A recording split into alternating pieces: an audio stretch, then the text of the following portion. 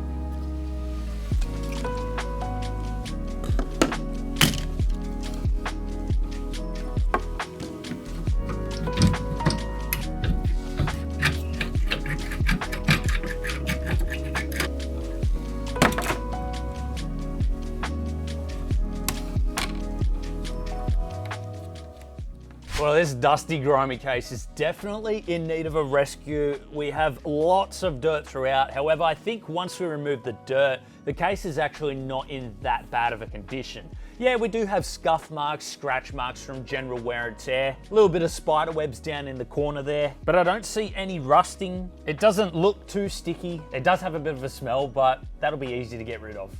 Let's get into it.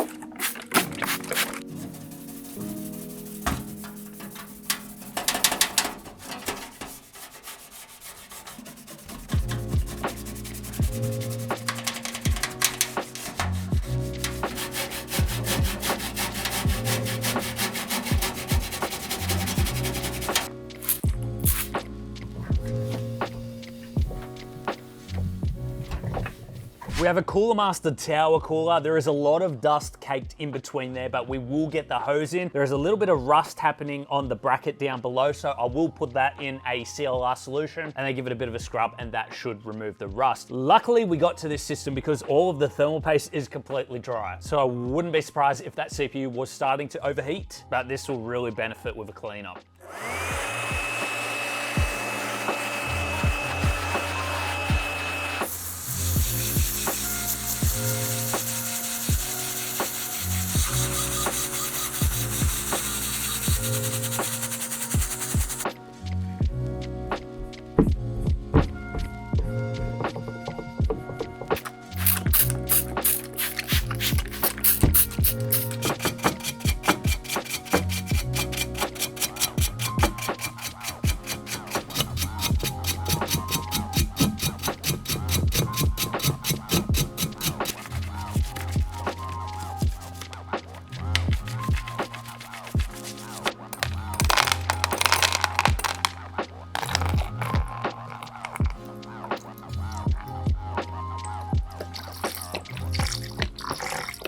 On first glance, the RAM isn't giving us any indication of how much we have and the speeds. Nothing suggested on the sticker itself, so we will either look it up or we'll wait until we fire up the system to see how much we have, but we only had one sticker RAM.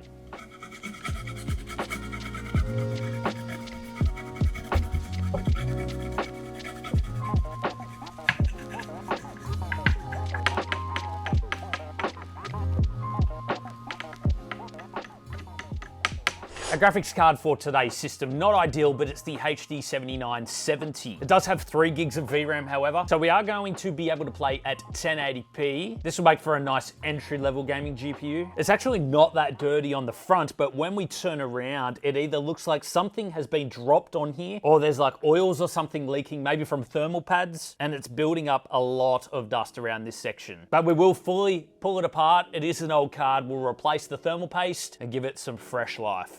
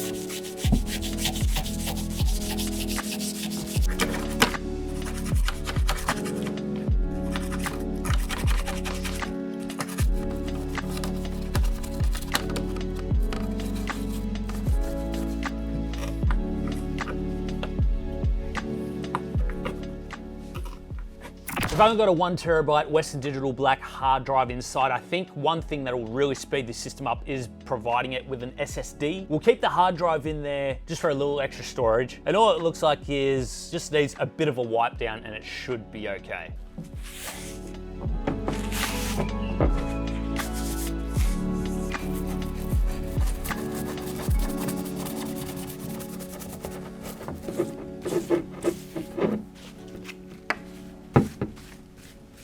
Motherboard is the Asus A85XM-A. Honestly, nothing really wrong with the motherboard. It actually looks fairly clean considering how dirty the rest of the system is. But we will still get the toothbrush in there and remove all of the dust in between all of the bits and pieces on here. I actually have no idea what the CPU is because it's fully covered with thermal paste, but we will reveal that later on once we get it cleaned. But there is a lot of dust around the outside just glued to it, and the thermal paste is completely clean. So it is definitely due for some new paste.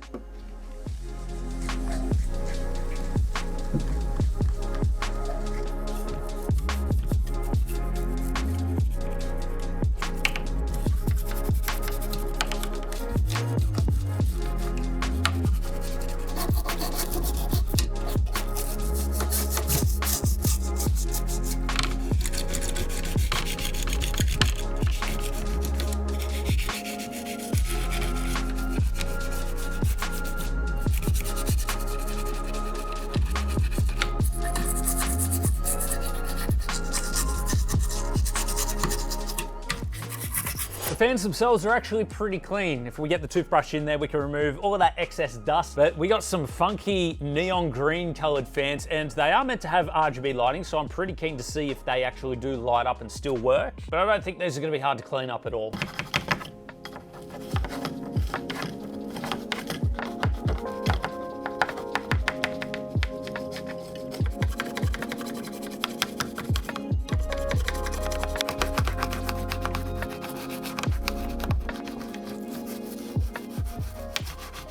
Power supply is the Antec HCG 900. It is a bronze rated power supply, and honestly, one of the more decent ones back in the day. 900 watts is actually a lot for this system. And there's absolutely nothing wrong with it. Even minimal dust on the inside. We'll still get the blower in there and try and remove a little bit of that residue, but for the most part, all we need really is a bit of a wipe over. Hopefully it works properly.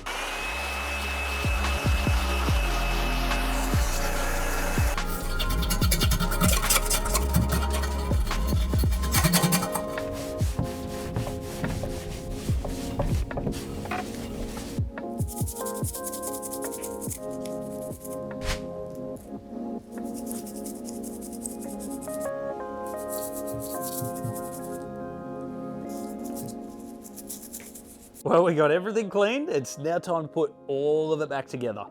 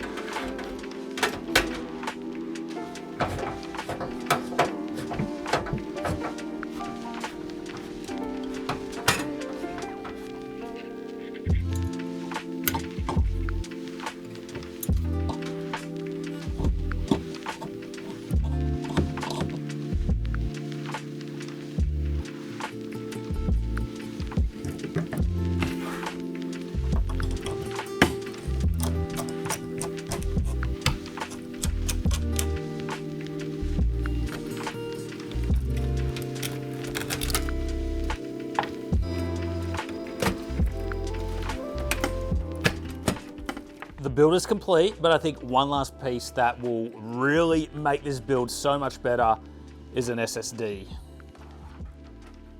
That's going to speed things up a lot.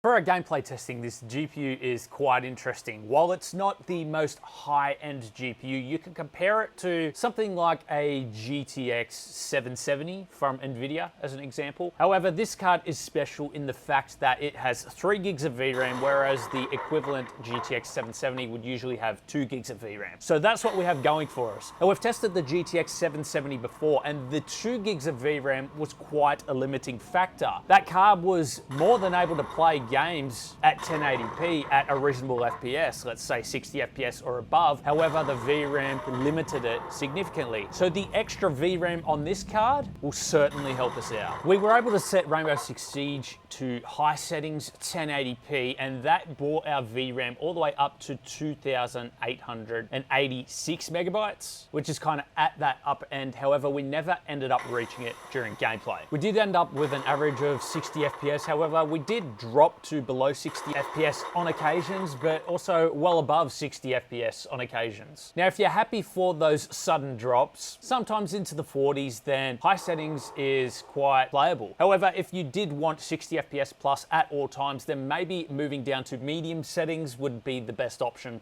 for this graphics card. Rocket League 1080p, honestly, it was extremely playable. In 1080p, you would expect to use about 2 to 2.5 gigs of VRAM. And that's where our GTX 770 was having issues. We were actually experiencing a lot of crashes during one of our previous builds with the 770. However, with this card, we have that extra 1 gig of VRAM. And so we were experiencing 70 to 80 FPS in 1080p, and we didn't have to set any FPS limit caps. Honestly, the experience was very enjoyable. There was no stuttering. And so this graphics card makes for a nice entry-level gaming experience, which is pretty good for a PC that I got for free. If only the GPU could level up my gameplay ability. Almost forgot to mention that the CPU ended up being the AMD A8 5600K, which is a 4-core CPU that was released back in 2012. It is an APU, doesn't do a lot for our system. It's like the equivalent of an i3